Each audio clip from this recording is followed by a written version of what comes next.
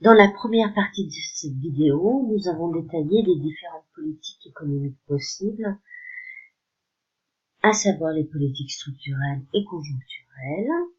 Les politiques conjoncturelles qui nous intéressent aujourd'hui sont les politiques budgétaires et monétaires qui peuvent être restrictives ou expansives. Mais quels sont les outils des politiques conjoncturelles, c'est-à-dire leurs points communs? Tout d'abord, la politique monétaire, comme nous l'avons vu dans le thème 4, monnaie et financement, est basée sur un principal instrument qui est le taux directeur imposé par les banques centrales. Dans les pays de la zone euro, dont la France, la BCE, Banque centrale européenne, fixe indépendamment de tout pouvoir politique ses taux directeurs avec le souci de contenir l'inflation des économies de la zone euro.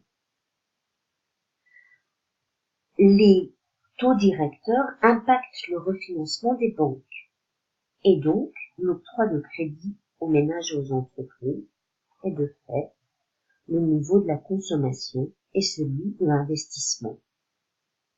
Donc, le niveau de la demande globale et in fine le niveau de la production. Plus le taux directeur est bas, plus le coût du crédit octroyé aux ménages ou aux entreprises par les banques commerciales est faible, et donc plus le nombre de crédits augmente. La masse monétaire augmente également. Voici l'exercice proposé page 176 du manuel qui ajoute à ce mécanisme celui de la baisse du taux de change entre l'euro et les autres monnaies. En effet, le taux d'intérêt n'est pas simplement un coût pour les ménages lorsqu'ils empruntent pour consommer ou pour les entreprises qui empruntent pour investir. C'est également un revenu pour les agents économiques en capacité de financement, les créanciers. Plus le taux d'intérêt est bas, moins les placements en euros sont attractifs, ce qui entraîne la baisse du taux de change de l'euro envers les autres monnaies, mais qui permet au prix des produits de la zone euro d'être plus compétitifs, notamment à l'exportation. On voit bien là qu'une baisse des taux d'intérêt directeurs permet de stimuler la consommation, l'investissement et l'exportation, donc la demande globale et, à la fin, la production et donc la croissance économique. La politique budgétaire, comme son nom l'indique, se définit par son moyen, le budget de l'État, c'est-à-dire le niveau des dépenses, mais également des recettes.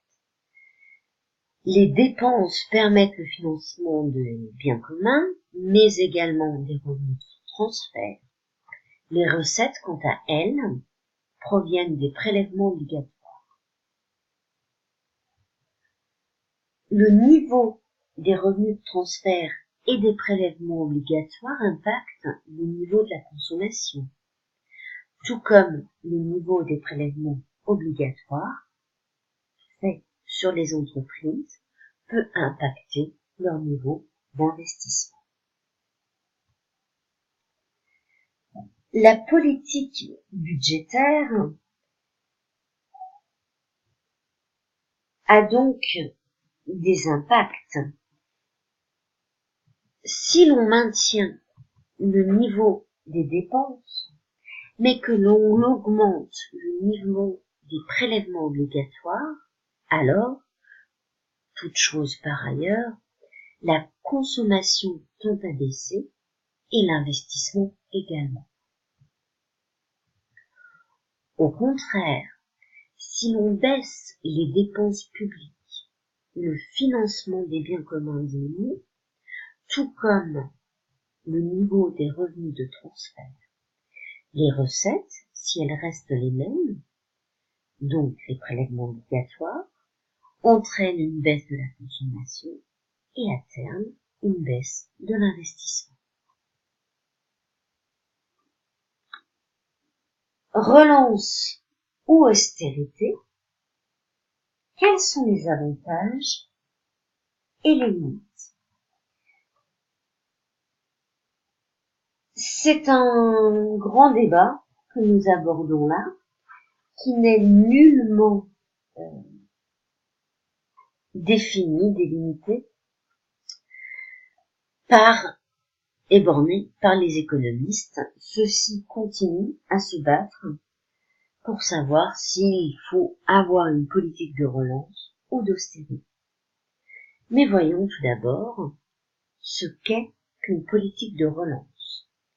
Une politique de relance ou une politique expansive a pour but principal la hausse du niveau de la demande interne pour permettre une hausse de la production. Elle passe par la politique budgétaire, une hausse des dépenses et ou une baisse des recettes. C'est censé stimuler la consommation des ménages, mais également l'investissement des entreprises.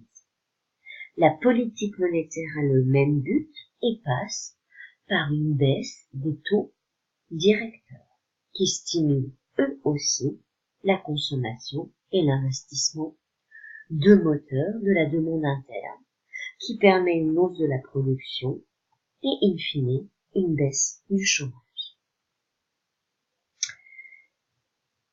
Mais la politique monétaire a quelques limites. La hausse des dépenses publiques et la baisse des recettes entraînent une dette publique. Celle-ci peut, au contraire de stimuler la consommation des ménages, augmenter leur épargne. En effet, les ménages peuvent anticiper une hausse des impôts pour combler la dette publique, ce qui impacte négativement la production et donc le niveau de chômage. Les investissements également, tout comme la consommation, quand ils sont stimulés par les dépenses publiques, peuvent s'adresser à l'extérieur et donc accroître le déséquilibre extérieur, et n'avoir aucun impact sur le niveau de production du pays et le niveau de chômage. Il est à noter que la France, comme tous les autres pays de la zone euro, se sont engagés par la signature du traité de Maastricht, qui introduisait la monnaie unique, l'euro, à contenir leur déficit budgétaire à moins de 3% de leur PIB et leur dette publique à moins de 60% du PIB. Le premier objectif, celui du déficit public budgétaire à moins de 3% du PIB, a été atteint en 2017, quand la dette publique française, elle atteint 97,4% du PIB. Ce qui est sans doute à relativiser avec la dette publique japonaise, qui atteint 239,2% du PIB japonais. Pour autant, ces critères constituent des limites à une politique conjoncturelle, budgétaire, expansionniste pour les pays membres de la zone euro.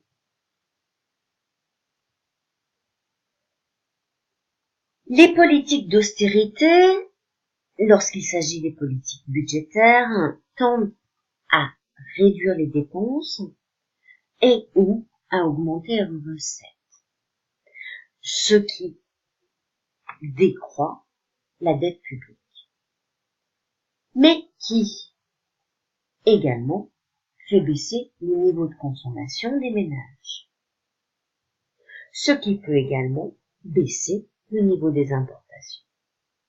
La politique monétaire, quant à elle, lorsqu'elle est une politique d'austérité, tend à augmenter les taux directeurs, ce qui baisse la consommation, mais également l'inflation,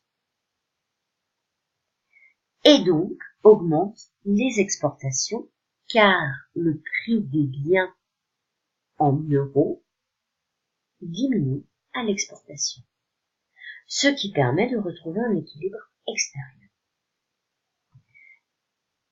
Les limites d'une politique d'austérité sont que la baisse de la consommation des ménages et la baisse de l'investissement des entreprises pour conduire à une baisse de la production et donc à une augmentation du chômage. Vous le voyez, austérité et relance, avantages et limites, le débat est loin d'être clos. Et ce, chez de nombreux économistes.